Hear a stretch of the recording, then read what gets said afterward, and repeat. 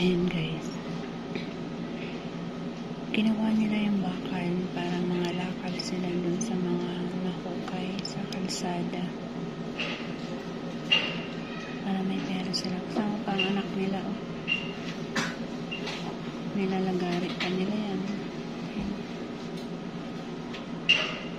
Para may makuha silang bakal.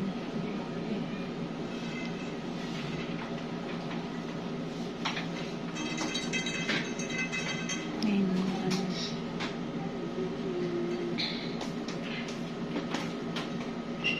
Tsagaan nila yung magputo ng bakal para makaipon sila. May dala pa silang maso para pang putol.